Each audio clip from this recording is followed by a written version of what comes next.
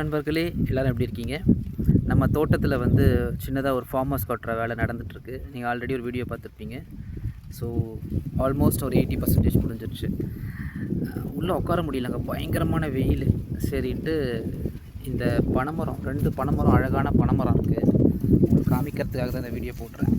இங்கே பார்த்தீங்கன்னா தெரியும், சின்னதாக 2 பனைமரம், நடுவில் ஒரு வழி. அப்படியே போனீங்கன்னா தோட்டம்.